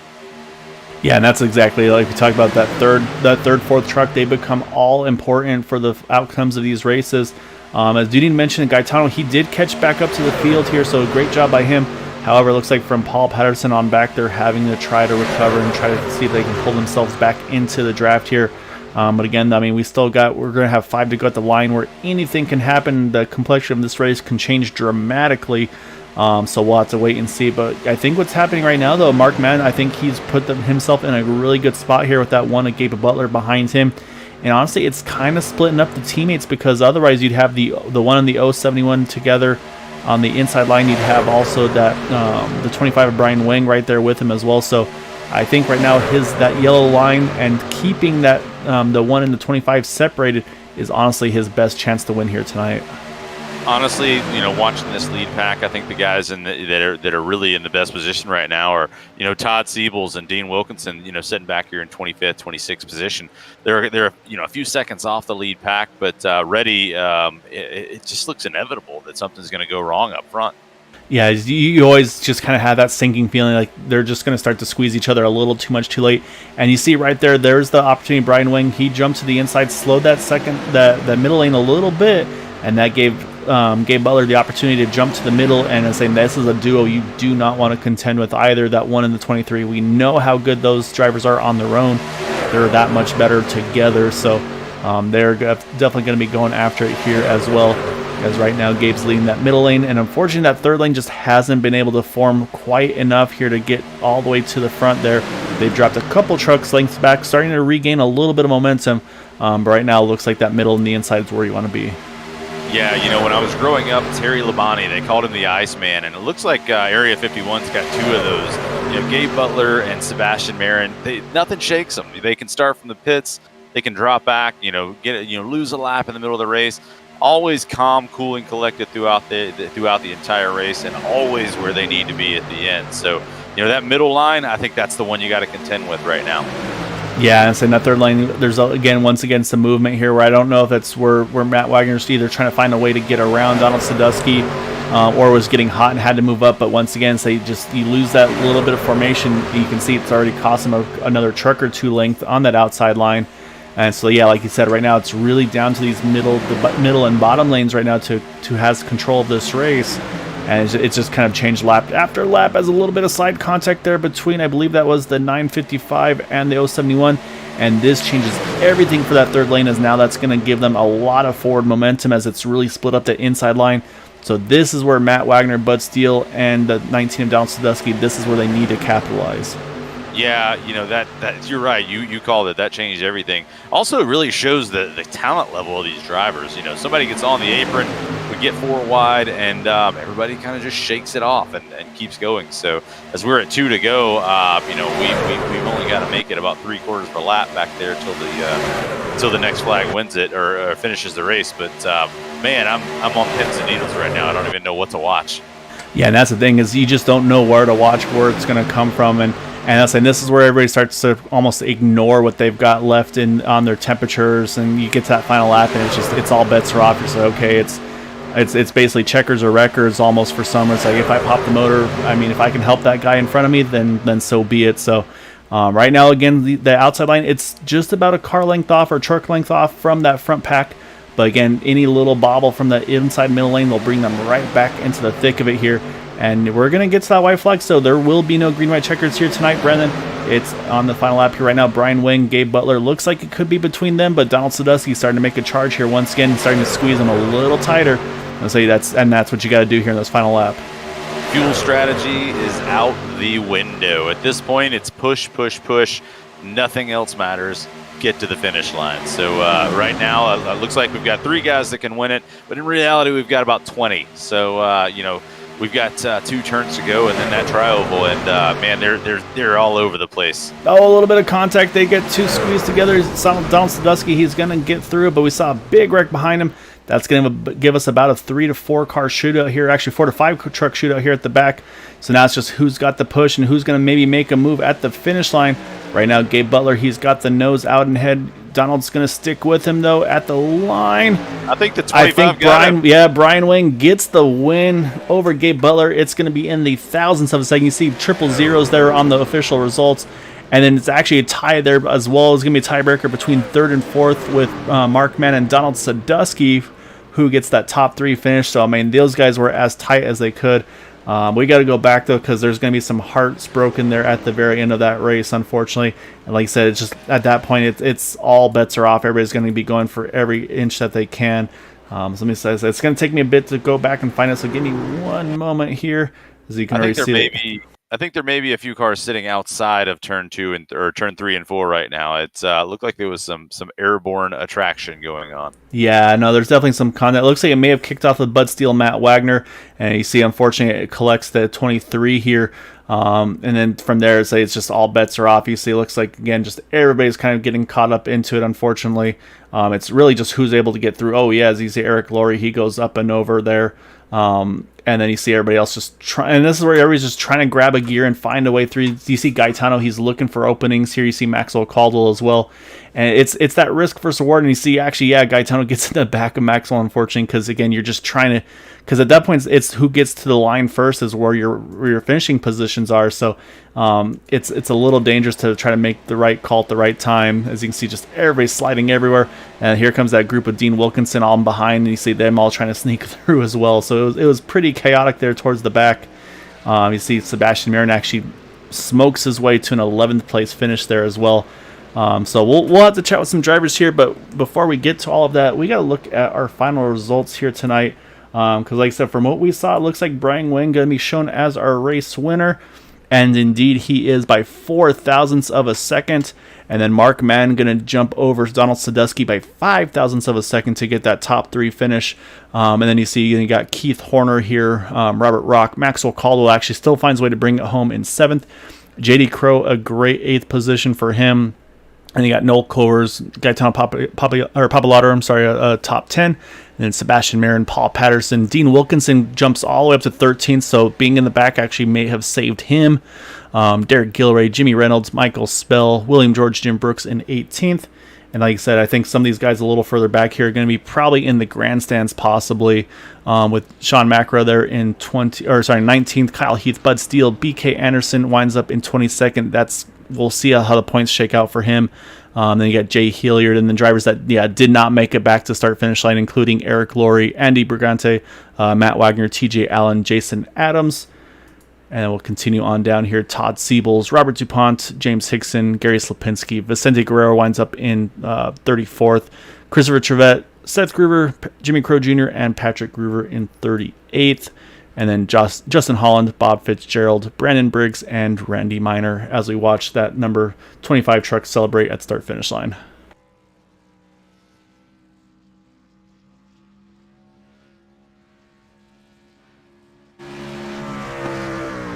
All right, well, that was a wild one, but we got to find some drivers to chat with, and we're going to see if we can find everybody here. So I'm trying to hunt down Mark Mann as our first interviewee. And not seeing him on the chat here, so we might have to jump straight to second. So Mark, if you're here, if you're listening, please feel free to hop on over. We'd love to be able to get an interview with you. But what we will do is that 25, he's going to celebrate anywhere and everywhere he can. It looks like Brandon. So he's made his way to pit road to celebrate as well. So we're going to kick things off then now with Gabe Butler in that number 1 machine. We'll kick things off with him tonight. I'll say once again, got to scroll up to be able to even get to where I can chat with him here. There we are. All right, so we're going to pull up that number 1 of Gabe Butler. And I said, we'll see. Maybe we wind up going a little bit out of order, but let me find Gabe here and bring him on in. So we got too many drivers to try to be able to jump over and grab, but able to hunt him down here. So we're going to pull Gabe on in. And once again, Gabe, start from the pits. So you get that caution that's able to kind of keep you out of trouble. And then, out of turn number 4, you probably see chaos in your rearview mirror there. And then it's kind of just that tandem draft of who gets the right push at the right time at the end. You've got Donald Sadusky on the outside. Brian's got Mark Mann on the inside. Just 4 thousandths of a second between the two of you there at the finish line. And then obviously able to stay in front of all that carnage right behind you, because it was pretty much 4 to 5 trucks that just squeaked by. And then pretty much everybody else was every man for themselves there. Yeah, pretty crazy finish there. But just try to keep the truck clean as usual and be there at the end. You can't finish, can't win, or have a chance to win. But got a little bit unlucky there. Donald was coming on that high side, and there was a wreck, and he got down behind me and tried to push me across there. But great finish. It was close, and a good win by Brian. A great push by Mark. Yeah, it was 4 thousandths between you and Brian, 5 thousandths between Mark and Donald there. It was definitely everything you guys had there at the end. It was a lot of fun, and so we'll definitely go back and take a look at that finish out of 4 between the 4 of you. I say obviously points on the point side of things, you were looking good, pretty good from the get go going into obviously solidify yourself there. So I say now you got to go into those final 4 races, kind of almost pretty much starting from scratch there. Just now you're looking at 7 other drivers instead of maybe 35 other drivers. I mean, do you change your approach at all? Do you maybe do kind of like you do tonight and play it safe initially and then go after it, or do you try to get maybe some bonus points out of the way early and then kind of settle into your race? I mean, any strategies for what you want to do for starting next week? It changes from race to race. It just depends what way it's going. If it appears to be a little bit clean, kind of stay up front, move forward. If it's a little bit dodgy, just kind of stay out of the way and just wait and be patient.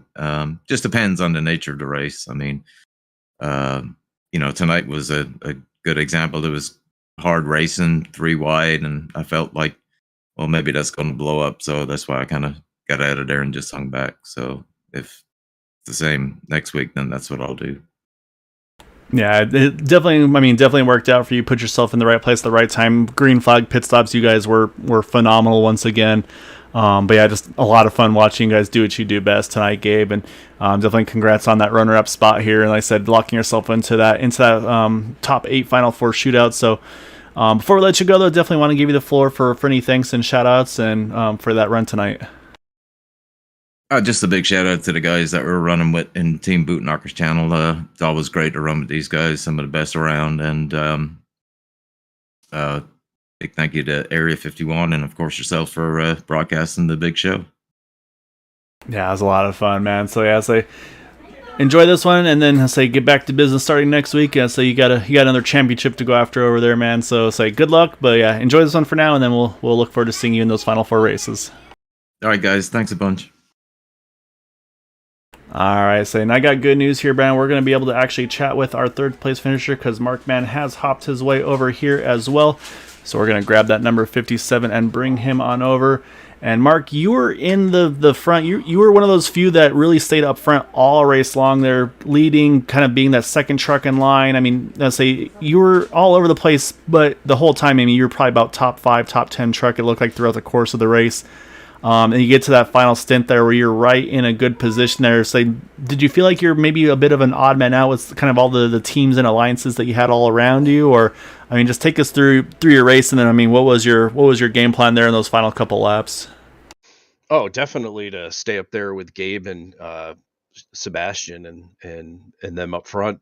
I had Sean McCare up there working with me, so we didn't really get hooked up much, but we were kind of side by side there and pit together a couple times, and then after that, it was just make sure I pit with guys like Gabe and Sebastian. Otherwise, I think I would have been done for. So just had to execute good pit stops tonight and pit when they pit. And that was pretty much my only hope. But at the end, when I saw Brian Wang in front of me, when he cleared, I've owed him in the past. He's pushed me to wins before, and I've never got to repay him. And, I know there was that incident coming out of 4, and that was basically what we needed. And he just, edged out the win. Congratulations to him. I hated seeing Sebastian getting taken out like that, but, I'm happy for Brian, and I'm happy for a podium. Yeah, and that's the thing is it was, like you said, it was definitely all bets were off behind you guys once you guys got through 4. But I mean, just you were super quick on staying organized. You with Brian and Donald there with Gabe. And I mean, let's say we were looking at the differences. I mean, from Brian and Gabe, it was 4 thousandths of a difference a second, and you and Donald was 5 thousandths of a second of a difference. I mean, you guys were, kind of remnants of the tandem era drafting with the Talladega when you had I think it was like a 3 or 4 wide finish with those guys all tandeming across the line together. It definitely kind of had that feel tonight. But yeah, I mean, you were, like I said, you were in the thick of it all race long. So you definitely made all the right calls, it looked like, there to give yourself that chance at the end. So definitely hats off to you, man. And yeah, definitely before we let you go, though, I want to give you the floor for any thanks and shouts that I could give for that third place tonight. Oh, I appreciate it. I'd like to thank Area 51 for inviting me over here. I know I can't make every single race, and I'm not a chase contender, but I do enjoy coming over and racing, and just thankful I haven't, messed anyone up who was in the chase. And I had a lot of fun racing with Sebastian and Gabe and Brian tonight. I enjoy pushing people around. I'm not the greatest pusher, and I need a lot of work. And tonight was a great night to work at it. But yep. So thanks, Area 51. Thanks to all my teammates I ran with tonight: Jimmy Reynolds, Sean McCare, and Andy Brigante. And I'd also like to thank my friend and colleague Mara Clark, who watches all my races, and all the fans and everybody at home, and you guys for broadcasting. I was saying I appreciate it because I'll learn a little bit of last names as well there because I was butchering Sean's all night long, so I appreciate that. I'll be able to hopefully clear that up a little bit because I have a feeling a handful of you guys are going to be in the thick of this thing for over the course of the season. But just great job though tonight, Mark, and I'm definitely looking forward to seeing more of you in the front here of these remaining 4 races of the season. Thanks, brother. Appreciate it. All right, that leaves us one left to chat with. That's going to be our race winner in that number 25 of Brian Wing. So we're going to pull Brian on in over here. And man, it was a wild one. I say you were one of those ones kind of started from the back, just kind of take it easy, play it cool, and then just over the course of pit stops. I mean, you guys were even pit stops. I mean, there was no real safe plays. We even saw a couple times some drivers make contact on pit road on the entry or hitting pit stalls.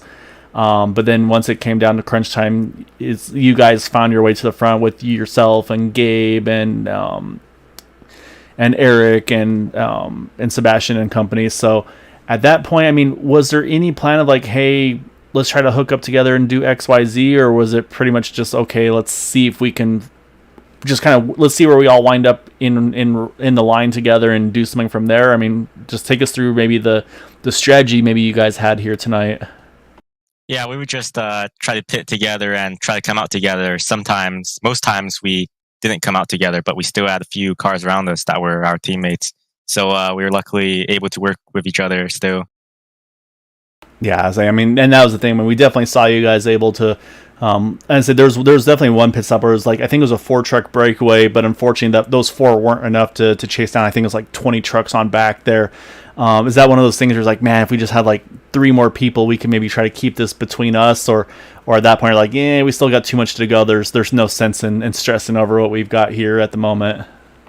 After the pit stop with that 4-car breakaway, we were actually chasing them down in the second pack, and that's because we pitted a lap later and we were at the back of the pack, but it all worked out at the end. Yeah, definitely does. Yeah, I'm trying to keep track of who was where at the time, but yeah, you're right. That's like with you guys being that second pack, and I mean that was the thing was we saw you guys again start from the pits, but work your way on forward. The field kind of got separated early a little bit, so you kind of caught the first pack before the pit stops happened, and of course that yellow brought you all back into the thick of things. I mean, at that point, was it okay? We still want to cruise. I mean, did you guys kind of have was the strategy like ever changing over the course of the race, or was it kind of just maybe stick with the plan and set with it until it was basically go time at the end? Yeah, we always want to try reducing the risk of getting wrecked by staying at the back. But after the last pit stop is that's go time and just try to stay at the front. No, so you definitely did that. So you had a whole bunch of you in the running there at the end. I was able to pull off the win here tonight. So definitely a really exciting finish there as well. Like I said, 4,000s between you and Gabe for the win tonight. So definitely want to give you the floor for any thanks and shouts like give for pulling out the win here tonight. Yeah, big thanks to Team Bootnaka and thanks to Mark Mann for pushing me at the end. He did great. And JD wanted me to shout out J Concepts based in Groveland, Florida. Shout out to them. Yeah, it's a really good looking paint scheme on the side of the track. Loving the color, and put it to good use here tonight, man. So yeah, just great job tonight, Brian. Definitely enjoy this one, and then like I said, wouldn't be surprised to see you up here pretty frequently. And say we got 4 more to go in the season, so don't let those playoff guys have too much fun. So you got to keep them honest, all right? Yeah, thanks. All right, that is our race winner in that number 25 of Brian Wing. And so Brandon, we had a request to go back and let's watch that. Want to watch that run to the finish, so we're gonna pull that back up for the viewers here. And so obviously Brian, our race winner in that number 25. But I mean, they're just completely locked on together. And saying the other thing we're gonna be doing here tonight is going over our points results for that final 4 races in the season for those top 8. But you can see I see just a little bobble there possibly from the outside line. That could have been a difference of that 4,000 we had talked about. We'll slow things down once we get to start-finish line to just show exactly how tight it was for these guys up front. Saying there's the margin of difference right there, just about the front splitter, if you will, of that number 25 truck over the 4. But yeah, just a great job by these guys here tonight. Yeah, it really was. I mean, and just to kind of put it in perspective, when these guys cross the line, they're going 185 miles an hour. So just inches apart, and inches decided that victory. So, I think we're going to see more of the 25 up there. Brian ran a great race. Him and Mark both just kind of found their way to the front the entire time. Same with Donald Sadusky. He just was not going to be denied. So, it's sometimes these things are just decided by, the tiniest of margins. But all these guys had to be there, and they put themselves in position the entire race to do that, and it paid off in the top 5 for all of these guys. Yeah, exactly right. So what we do need to bring up now, though, Brennan, is going to be points. So obviously, no surprise here. Gabe Butler, he is locked in. He's going to be kind of the season winner, regular season winner, if you want, by 1 point over Sebastian Marin after Sebastian getting caught up in that incident. So that allows Gabe to jump himself to the points lead just going into the race. Of course, once the playoffs start, they will reset all to 0. Third position, Dean Wilkinson, able to hold on to that playoff position, actually gains 2 spots to get up into third. Maxwell Caldwell, he is in as well in the 4th position. In 5th, you've got Eric Laurie locks himself in. Robert Rock in 6th will be our 6th playoff contender. And we were concerned because this is where it gets really tight here. It was actually 4-point difference between these final 3 drivers, with Robert Rock being the first of those. Vicente Guerrero, he does make it into the playoffs after having the connectivity issues. He still stays in that 7th position by 1 point over Todd Siebels, who will be our final playoff driver in that number 8th position. Unfortunately, the one that falls out of that top 8 is going to be that number 32 of BK Anderson. So he was 7 points behind the number 8 spot of Todd Siebels, and then Gaetano Papalardo there in the 10th position of further 4 more points out. So again, the top 8 going into the playoffs here will be Gabe Butler, Sebastian Marin, Dean Wilkinson, Maxwell Caldwell, Eric Laurie, Robert Rock, Vicente Guerrero, and Todd Siebels. So they got 4 races. They'll be alternating between Daytona and Talladega, and whoever has the most points after those 4 races will be crowned our season champion.